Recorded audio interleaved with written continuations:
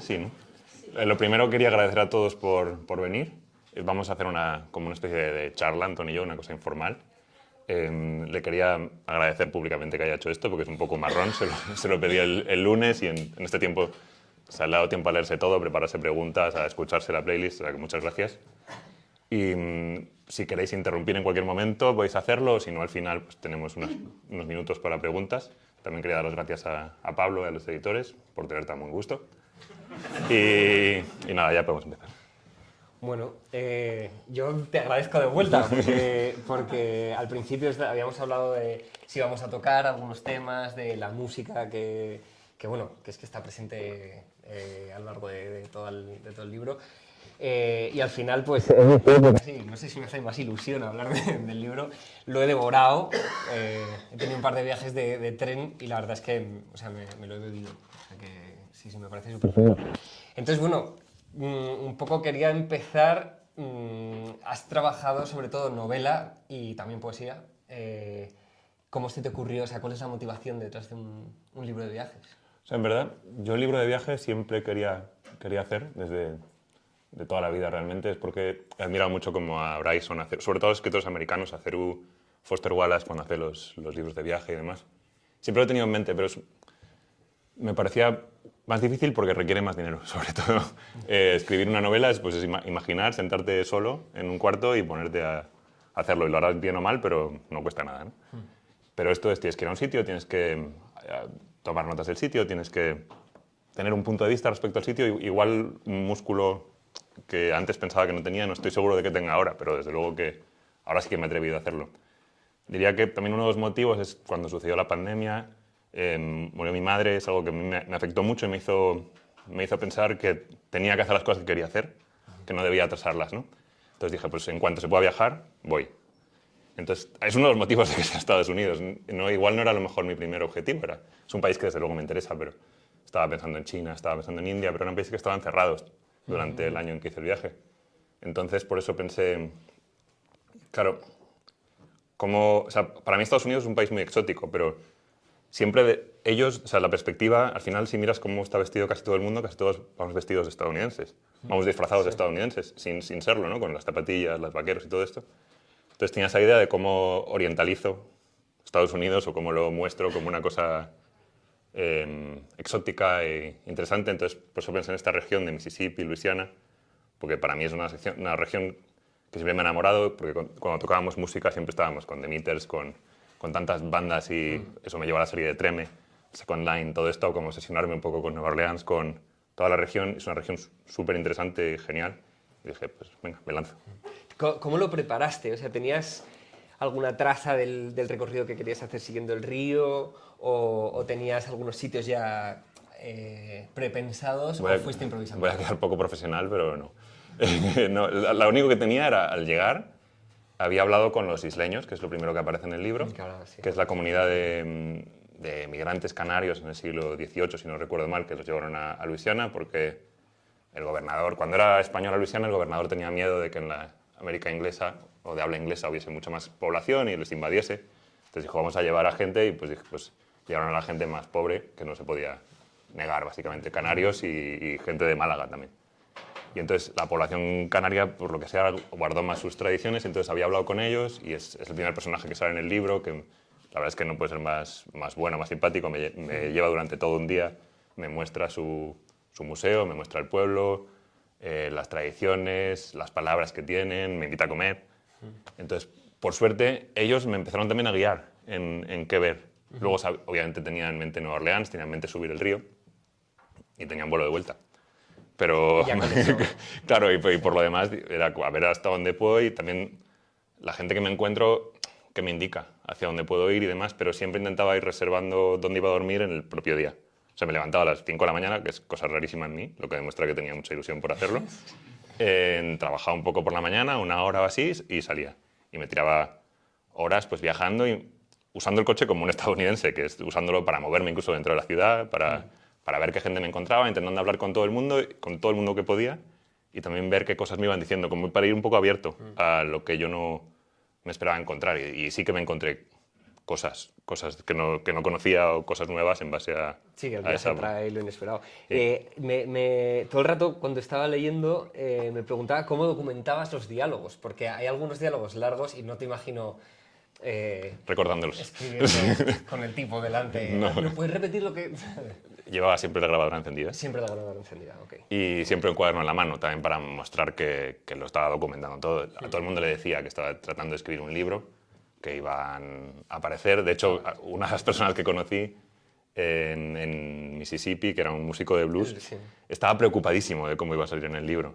Entonces intentaba como casi como que posaba así para salir guapo, es como que no te estoy haciendo fotos. Intentaba como decir frases interesantes y tal, y a mí me enterneció mucho porque yo le dije, en plan, no soy conocido, es mi primera vez que hago esto y tal, Sí. pero el tío estaba nerviosísimo, en plan, ah, qué bien, a ver si... Y me empezaba a dar como datos eruditos del blues y tal, solo en base a eso. Pero sí, Déjame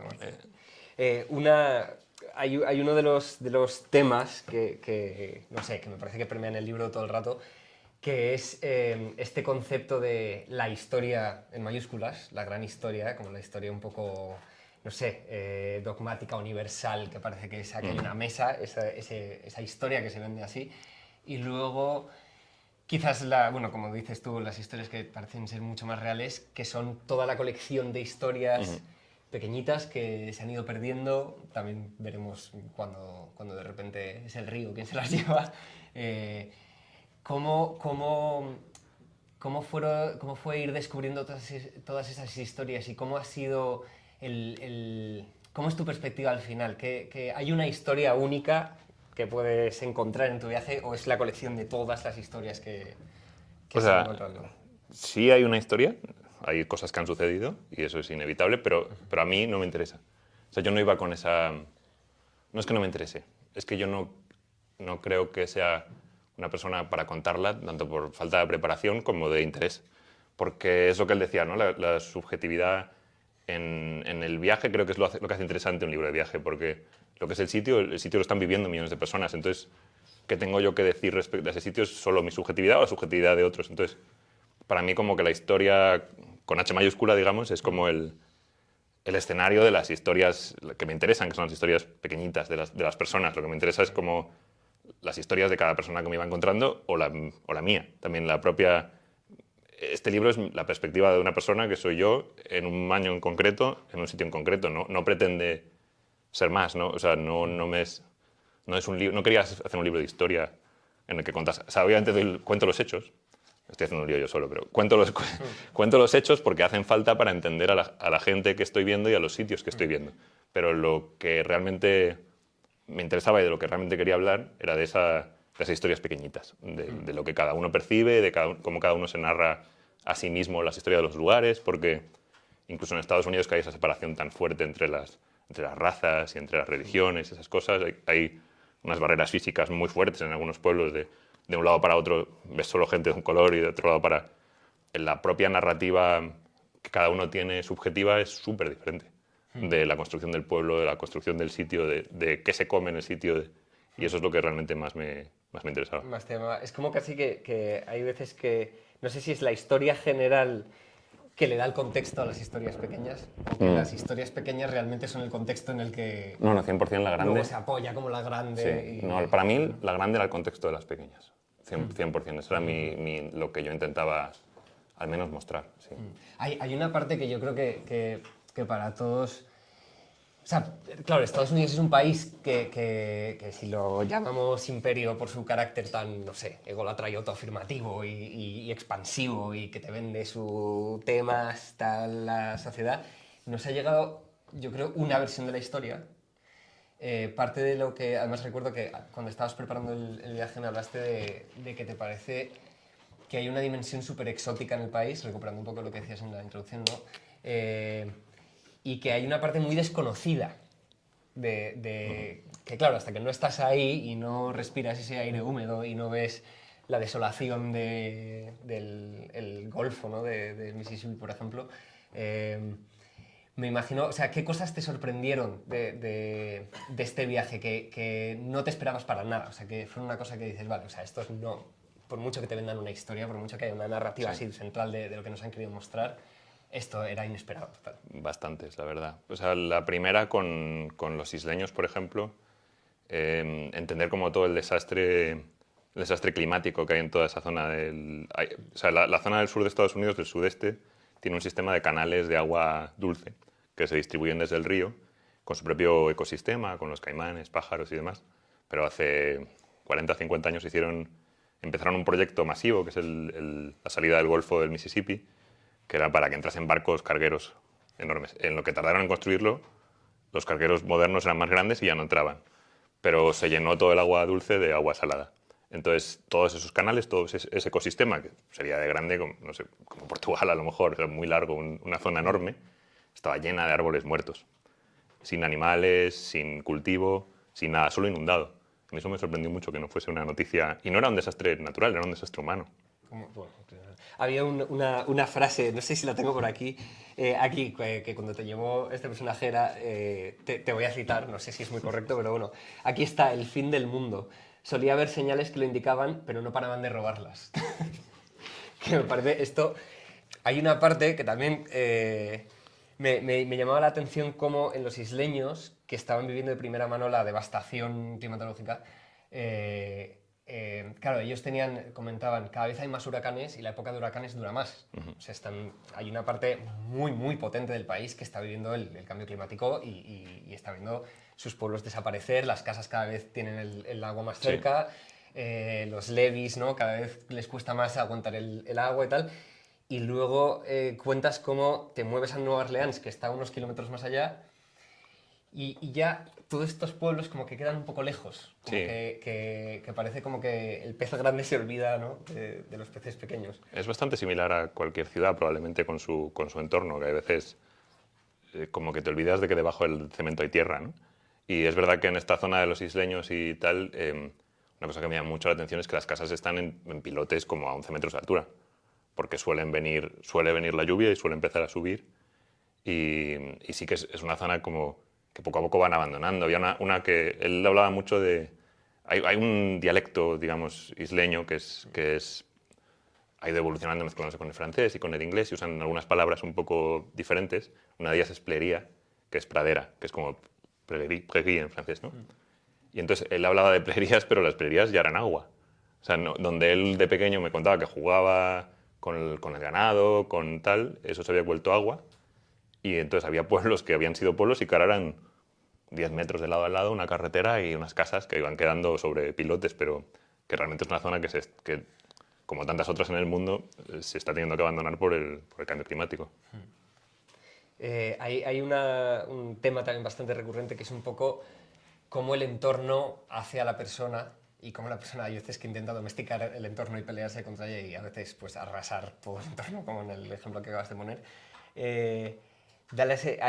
Había un elemento que es la inmensidad del que me gustaría que hablaras un poco porque sobre todo cuando ya vas subiendo más hacia arriba en el Mississippi, ¿no? y entras en el propio estado de Mississippi, ya la inmensidad se hace más palpable, ¿no? Que es cuando empieza a haber horas y horas y horas del mismo escenario en la carretera, ¿no? Tirando y un pueblo igual que el siguiente, igual que el siguiente. ¿Qué sensación te daba eso? ¿Qué pensamientos te Sí, es inspiraban? como, hay como esas carreteras que, claro, no estamos acostumbrados a ver, que son muy largas, muy rectas y sin nadie.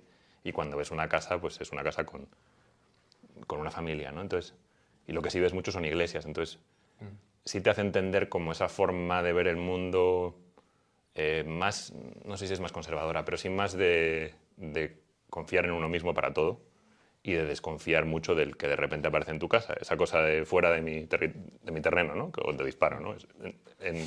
Entendiendo cómo está hecho, es que nadie va a entrar en tu terreno por accidente.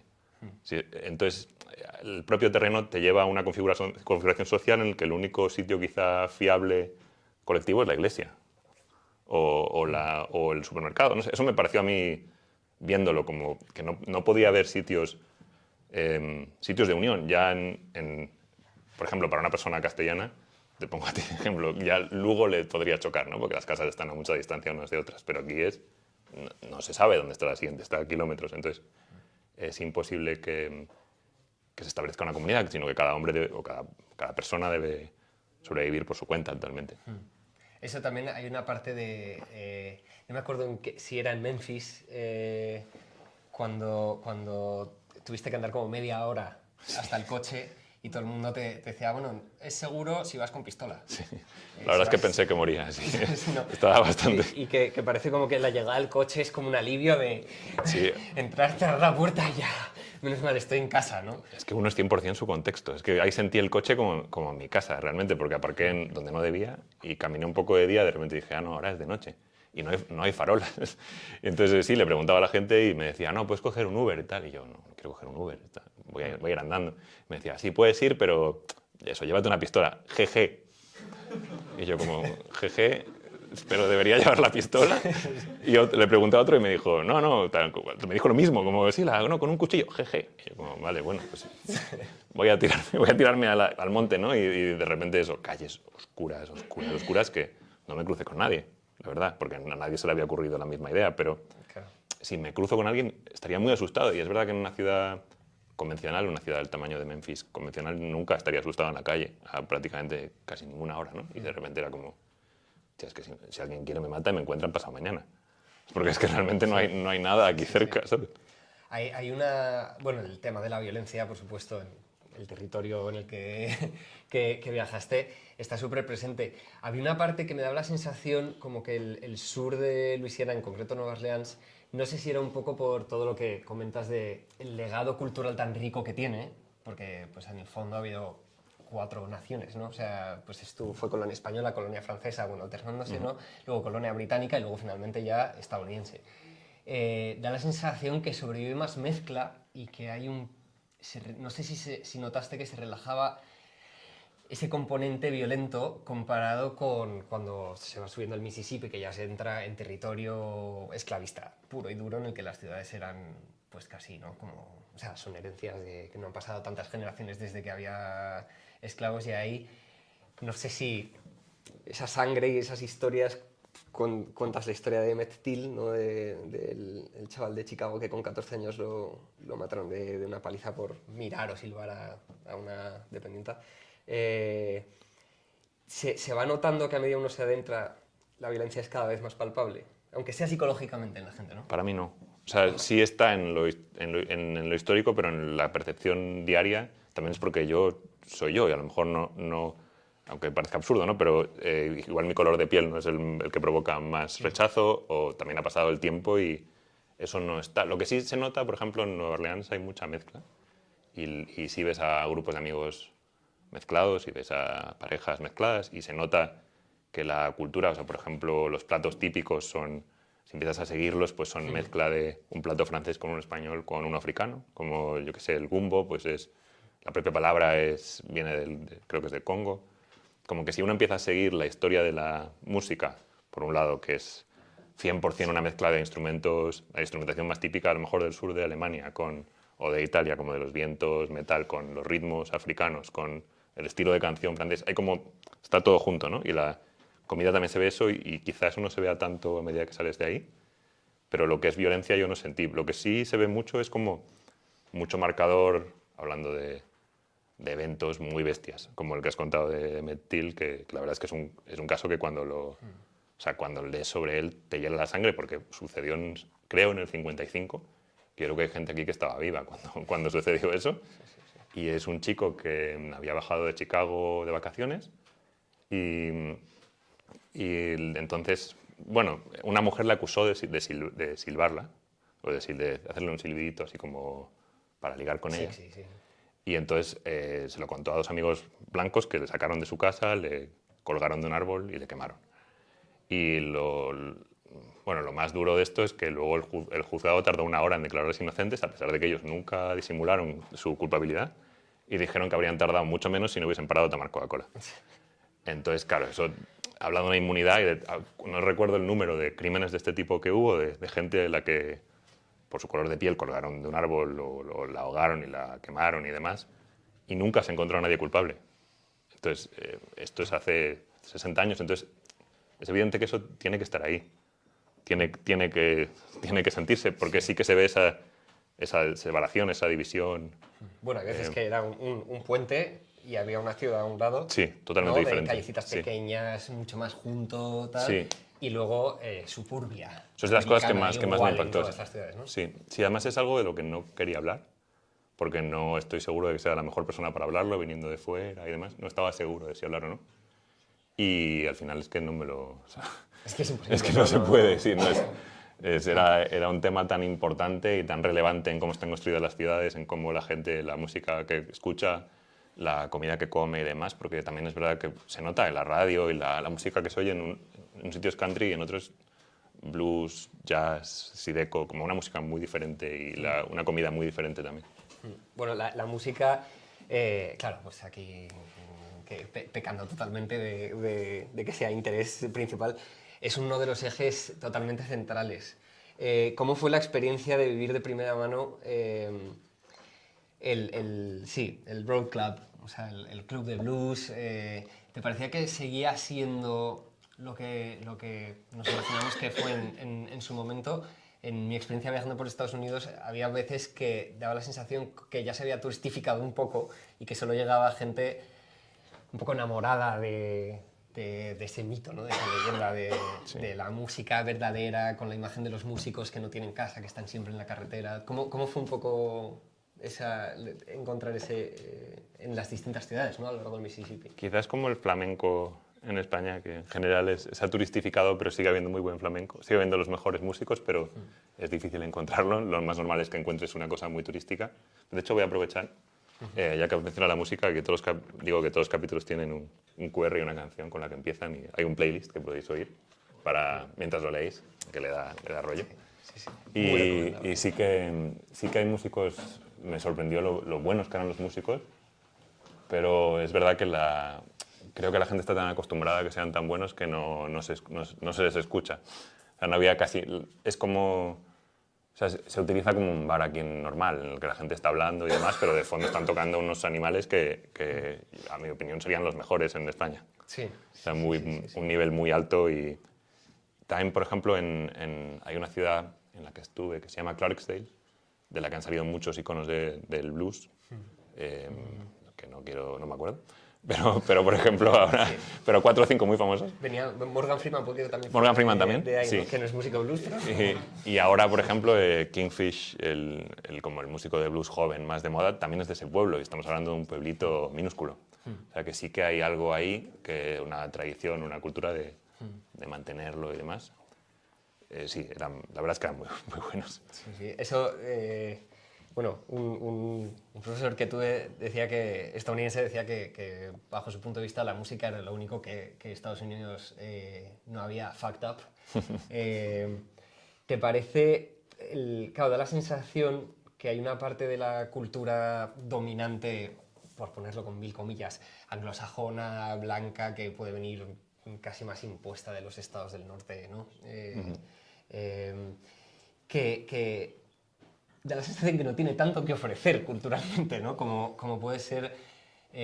claro, la música al final es una herencia de muchísimas fuentes. O sea, si nos remontamos al Delta Blues, que empieza en Nueva Orleans, ya describes increíblemente bien de dónde van bebiendo todas las fuentes musicales, cómo se crea el second line, dónde nace el blues, cómo va tirando por arriba hacia el Mississippi cuando se empiezan ya a liberar las colonias de esclavos.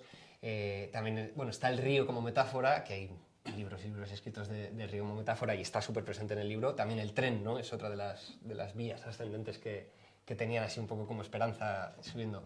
Y la música se empieza a esparcir.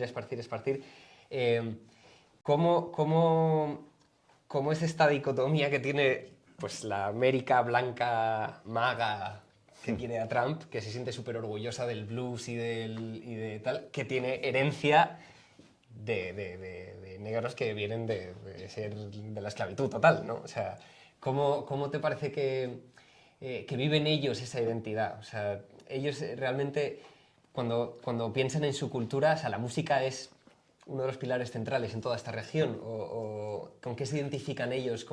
¿Qué es lo que te contaban a ti de quiénes son ellos, o cómo lo pensabas tú? Yo te diría que casi nadie piensa en su propia cultura o en quién es. Porque también, usando la misma historia del flamenco de antes, el flamenco pues, es de origen de los gitanos, es una música que también ha venido de 1000 sitios, y la guitarra una evolución desde Irán, pues, por todo el norte de África y demás, pero sin embargo se piensa como algo racial en alguien como a lo mejor que puede ser incluso... Alguien puede perfectamente discriminar a un inmigrante y a la vez estar asumiendo eso como un discurso totalmente propio. Y tantas cosas culturales que son las tantas palabras que usamos, ¿no? Como en español del árabe, y sin embargo usarlas no choca con discriminar o sea, creo que todos tenemos cientos y miles de creencias que bien analizadas muy lentamente chocan una con otra, pero claro, es que es imposible ser completamente coherente y es verdad que esta región es muy maga y sí se nota, se veían muchos carteles de Trump cuando aún no se había planteado como candidato. O sea, había la gente típico en su... Porque Trump ya había terminado su primera... Esto era Biden cuando yo hice el viaje. Cuando estaba Biden, ¿no? Sí. Y se ven, allí esta cosa que quizá facilita mucho el trabajo de un escritor de viajes, que es que la gente te cuenta su vida. Y no solo te cuenta su vida, sino que también pone muchos carteles con su opinión. Que es algo que no es común hacer, ¿no? Al menos en España o en Europa, pues tiene una opinión política, pues la pone en su jardín, ¿no? Y entonces hay pues gente que pone yo soy católico, soy antiabortos, ese tipo de cosas, y pues un dibujito de un bebé, pues tachado, ¿no? Y entonces, pues, eso se ve en las casas y es algo como que es un material muy sencillo de absorber. En ese sentido es un país que lo pone muy fácil. Sí. Pero, claro, respecto a lo profundo de cómo casas una cosa con la otra, es que yo creo que ahí en eso somos todos. Todos lo tenemos, como esas miles de creencias paralelas en las que dos cosas opuestas son verdad a la vez y todo nos medio vale al mismo tiempo, ¿no? De los sesgos que uno tiene y que es más fácil ver la viga, bueno, la paja en el ojo ajeno que la viga en el propio, hay una parte que dices que el viaje, como todo viaje, un poco te ayuda a proyectarte y te refleja a ti mismo. ¿Qué cosas sentiste? Porque siempre yo creo que hay una parte muy fuerte de los viajes que es la digestión del viaje, que es cuando vuelves. Cuando vuelves y durante unos días eres un poquito turista en tu zona. ¿Tuviste alguna introspección a la vuelta del viaje de repente llegar aquí y ver tu propia cultura? Bueno, has hecho muchísimos viajes. Esta pregunta casi se podría extrapolar a cualquiera de tus infinitos viajes y estancias pues en Asia, en Japón, en India, en Nepal. ¿Ha habido alguna reflexión especial de wow, somos súper así? No te sabría decir. Yo creo que más que como al colectivo respecto a mí mismo, desde luego que sí, porque es lo que tú dices, que a lo mejor uno vive como... A mí me gusta mucho el ejemplo que pone Foster Wallace en la historia del agua, que son los dos peces que van nadando y entonces aparece un tercer pez y le dice, muchachos, ¿qué tal el agua? Y entonces ellos dicen, bien, tal. Y se van, siguen, y de repente le dice un pez a otro, oye, ¿qué es el agua? Porque claro, es en lo que vives totalmente sumergido, ¿no? Entonces no lo ves o no eres consciente de que está ahí. Y si esos peces tuviesen la capacidad de repente estar en el aire o en la tierra, se darían cuenta, ¿no? Claramente de lo que es el agua. Entonces sí que es verdad que yo sí que percibí yendo allí que de repente estaba rodeado de una perspectiva de mundo, un modelo de mundo diferente, y sí que eres mucho más consciente del tuyo. De repente eres mucho más consciente de tu españolidad o de lo como le quieras llamar o de todas las cosas que traes de casa, que a lo mejor también son irracionales y son sesgos propios. No te sabría decir exactamente cuáles, me ha hecho ver, pero sí eres mucho más consciente de tus propias extrañezas o de tus propios sesgos, desde luego. Bueno, sí mencionas el tema de la individualidad, ¿no? Que es como bueno, en Estados Unidos obviamente es el culto, bueno, culturalmente, ¿no? Es el culto al ego, al yo puedo, a la promesa del sueño americano, que dejas creer un poco como que una promesa en el fondo no tiene tanta sustancia, es un poco insustancial, ¿no? Es que puede llegar, sí. Pero esa parte de la identidad del individuo él solo, sí que puede haber una diferencia o sea, para nosotros, aquí igual estoy poniendo un poco más de mi perspectiva sobre Estados Unidos, pero me da la sensación que los vínculos aquí son mucho más fuertes, pesan más. También los vínculos pasados, lo que es la familia, las amistades se sienten como una familia, allí es todo más transaccional, ¿no? Puede ser que haya esto de poner la señal de no, yo soy de Trump, no, yo soy de Biden, una especie de intento de la gente de agarrarse a algo que les una con los demás, como por ejemplo, yo voy a esta iglesia que cuentas que en una iglesia llegaste y en la puerta viste que no ibas vestido acorde a la etiqueta que tenían y saliste de ahí bastante rápido, ¿no? Se ve ser muy chocante, todo el mundo iba vestido exactamente igual y con el corte de pelo exactamente igual y desde luego nadie llevaba barba ni tampoco zapatillas ni nada por el estilo. Y dije, aquí no puedo entrar, o sea, no... sí, yo creo que, claro, me imagino que todo el mundo está buscando una comunidad o un lugar. También imagino que esa individualidad o esa especie de soledad también te da una cierta libertad, por un lado, y también eso que hace que todo el mundo sea tan abierto. Cuando yo les hago 2 preguntas me cuentan su vida entera. Porque, bueno, lo veréis, hay unos personajes bastante curiosos en este libro. O sea, conocí a mucha gente muy, muy extraña que me contaba toda su vida. Uno, por ejemplo, estábamos tomando... Este es el que más me impactó, el de Clarksdale. Que estábamos tomando una cerveza y me dice el tío como que había estado en la cárcel por asesinato hacía poco, que había dejado las drogas para ofrecerme drogas instantáneamente después, que ahora solo tomaba cervezas y claro, que se quería venir a desayunar conmigo, yo tuve que medio huir de ahí. Sí. Pero sí, es como... Que ponía techos, ¿no? Sí, ponía techos, sí. Pero no quería ponerlos. No voy a poner techos, voy a desayunar contigo. Yo, no. Pero sí, en ese sentido es lo que decía antes, que sí facilita la labor del escritor de viajes, pero sí que se ve quizá una soledad mayor o un aislamiento mayor, pero eso en muchas culturas respecto a la española, imagino, que es muy colectiva y muy... Hay una parte que bueno, parece casi más fácil hablar de lo malo que tiene la cultura estadounidense, sobre todo en zonas así más sureñas. ¿Qué es lo más positivo que sacaste del viaje? La cosa como que, no sé, más luminosa de todo. 1000 cosas. O sea, espero que lo que transluce sea más positivo que negativo, porque mi experiencia es más de cariño hacia lo que vi o de alegría que la contraria. Desde luego que hay ciertas cosas que critico porque son las que veo, pero hay 1000 cosas increíbles. También es por eso que todo el planeta quiere ir a Estados Unidos, ¿no?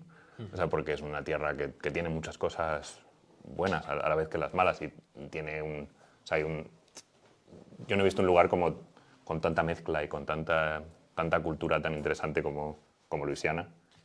Los paisajes son preciosos. Vi un caimán en la naturaleza, lo que me encantó. Por ejemplo, en esta región la comida es muy rica. No es para nada lo que uno imagina de Estados Unidos.